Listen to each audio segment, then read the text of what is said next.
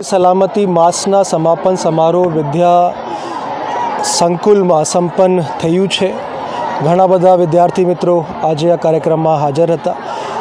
આજે માર્ગ સલામતી માસ રહ્યું છે। છેલ્લા એક માસમાં ARTOના અધિકારીશ્રીઓ અને પોલીસના અધિકારીશ્રીઓ ઘણી બધી જગ્યાઓ ઉપર જઈને લોકોને અવેર કર્યા છે। સ્કૂલોમાં અમારા અધિકારીશ્રીઓ ગયા છે, ટ્રક ડ્રાઈવર્સ સાથે મીટિંગ્સ થઈ છે, લોકો સુધી પહોંચવાનું એક પ્રયાસ કરવામાં આવ્યું છે કે અકસ્માતની જે સંખ્યા છે આમાં કેવી રીતે ઘટાડો કરી શકાય। છેલ્લા એક વર્ષની વાત કરીએ તો અમરેલી જિલ્લામાં ફેટલ એક્સિડન્ટ્સની સંખ્યામાં 10%નો ઘટાડો થયો છે।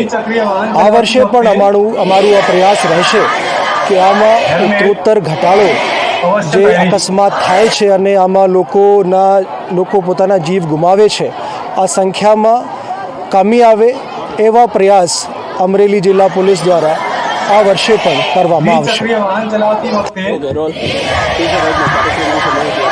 નમસ્કાર, મારું નામ PR Padiyar, RTO inspector Amreli અને જિલ્લા રોડ સેફ્ટી નોડલ। આજ રોજ અમે લોકો માનનીય SP સાહેબ શ્રી ઇમકરસિંહ સાહેબના અધ્યક્ષસ્થાને રોડ સેફ્ટી સમાપનનો કાર્યક્રમ કરેલ છે।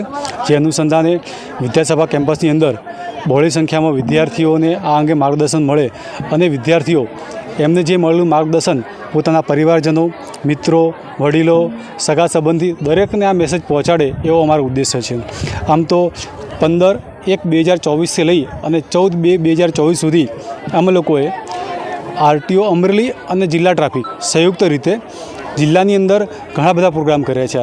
જેમ કે APMCમાં ખેડૂતોના જે વાહનો છે એની ઉપર અડિયમપટ્ટી લગાવવાના કાર્યક્રમો, જે ડ્રાઈવરો છે એમના વિનામૂલ્યે આંખ ચેકઅપ કરવાના કાર્યક્રમો, મેડિકલ ચેકઅપ જેમ કે BP હોય છે, સુગર હોય છે, દરેક વસ્તુમાં ચેક કરેલું છે। પણ અમે લોકોએ જે દ્વિચક્રીય વાહન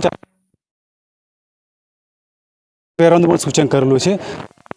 4 ચક્રી વાહન ચાલકો છે એ લોકોને અમે લોકોએ સીટ બેલ્ટ પહેરવાનું સૂચન કરેલું છે। એટલે અત્યાર સુધીમાં અમે લોકોએ અમરેલી જિલ્લાના 20,000થી વધુ લોકોનો એક મહિનામાં સંપર્ક કરેલો છે અને હજુ અમારો પ્રયત્ન એવો રહેશે કે સંપર્ક વધે અને લોકોમાં જનજાગૃતિ થાય।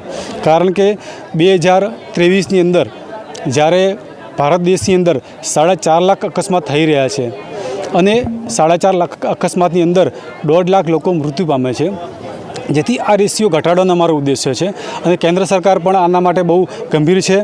અને જેને લીધે અમે લોકો અત્યારે જેમ છોડને આપણે પાણી આપીને મોટું કરીએ છીએ એવી જ રીતે જે બાળકો છે એને આપણે સિંચન કરીએ છીએ અને સિંચન આપવાથી એ લોકો પોતાના જીવનની અંદર આ વસ્તુ કેળવાય અને એ લોકો ભવિષ્યમાં રોડ સેફ્ટીના નિયમો, ટ્રાફિકના નિયમો છે એનું પાલન કરે એવો અમારો ઉદ્દેશ્ય છે। સર, આ બાબતે રિસ્પોન્સ કેવો મળી રહ્યો છે, પરિણામ કેવું આવી રહ્યું છે? છેલ્લા 2 વર્ષની અંદર અમે લોકોએ પરિણામ જોવા જઈએ તો જ્યારે ભારત દેશની અંદર અકસ્માતનું પ્રમાણ વધતું જાય છે, જ્યારે આપણા જિલ્લાની અંદર અકસ્માતનું પ્રમાણ ઘટતું જાય છે। છેલ્લા 2 વર્ષની અંદર 22% અકસ્માત છે, એક બાબત છે।